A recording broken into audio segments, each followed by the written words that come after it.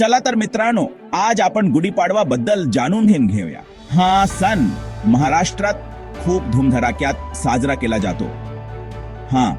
हिंदू नववर्षाचा पहिला दिवस असतो। या दिवशी लोक नवीन सुरुवात आणि समृद्धीचे स्वागत करतात। हा सण साधारणपणे मार्च किंवा एप्रिल महिन्यात येतो। वसंत ऋतूच्या सुरुवातीला सगळीकडे उत्साह आणि नव्या वर्षाची अपेक्षा असते। घरे स्वच्छ करून सजवली जातात आणि नवीन कपडे घातले जातात। कुटुंब आणि मित्रमंडळी एकत्र येऊन साजरा करतात। गुढीपाडवा हा जीवनाचा उत्सव आहे, नव्या सुरुवातीला स्वीकारण्याची आठवण आहे। हा सण आशा, आनंद आणि उज्ज्वल भविष्याचे वचन देतो।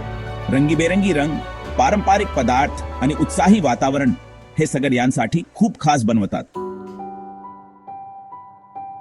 गुढीपाडव्याला खूप जुने ऐतिहासिक आणि पौराणिक महत्त्व आहे। असे मानले जाते की रावणाला पराभूत करून प्रभू रामचंद्र या दिवशी अयोध्येला परतले। हा सण त्यांच्या विजयाची आणि धर्माची स्थापना याची आठवण करून देतो।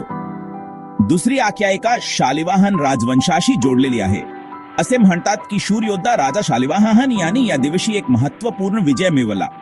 या विजयाने शालिवाहन शकाची सुरुवात झाली, जी आजही भारताच्या काही भागात पाळली जाते।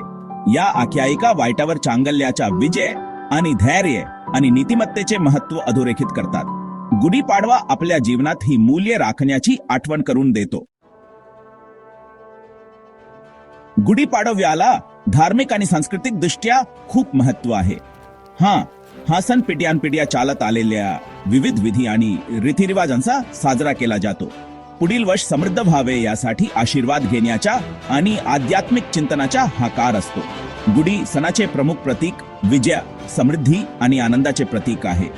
ती वाईट दूर करते आणि सकारात्मक ऊर्जा आकर्षित करते असे मानले जाते। गुढीमध्ये वापरलेले चमकदार रंग आणि सजावट उत्सवाचे आनंदी वातावरण प्रतिबिंबित करतात।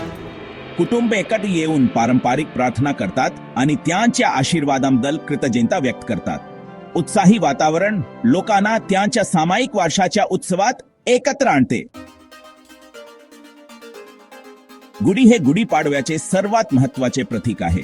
ती एक उज्ज्वल रंगीत पताका आहे, जी लांब बांबूच्या काठीवर फडकवली जाते। बांबूच्या काठीवर रेशमी स्कार्फ बांधलेला असतो, त्यावर फुले, आंब्याची पाने आणि तांब्याचा कलश असतो। या रचनेवर साखरेच्या कणकांची मार घातली जाते। गुढी बनवण्यासाठी प्रथम एक मजबूत बांबूची काठी निवडा, नंतर त्यावर एक रेशमी स्कार्फ किंवा कापड घाला, जे विजय आणि समृद्धीचे प्रतीक आहे। निंबाची पाने, जी चांगल्या आरोग्याचे प्रतीक आहेत, आणि आंब्याची पाने, जी समृद्धीचे प्रतीक आहेत, त्यांनी गुढी सजवा। शेवटी स्कार्फच्या वर एक चांदीचा किंवा तांब्याचा कलश उलटा ठेवा, जो विजयाचे प्रतीक आहे। गुढी नंतर घराबाहेर, बाल्कनीवर किंवा छतावर सर्वांना दिसण्यासाठी फडकवली जाते। ती विजय, समृद्धी आणि आनंदाचे प्रतीक आहे। घरात आणि जीवनात सकारात्मक ऊर्जा आणते। कोणताही सण पारंपरिक पदार्थांशिवाय पूर्ण होत नाही आणि गुढीपाडवाही त्याला अपवाद नाही। या दिवशी विविध प्रकारचे विशेष पदार्थ बनवले जातात, जे उत्सवाच्या आनंदात भर घालतात। सर्वात लोकप्रिय पदार्थांपैकी एक म्हणजे पुरणपोळी, जी डाळ आणि गुळाच्या भरण्याने भरलेली गोड पोळी असते।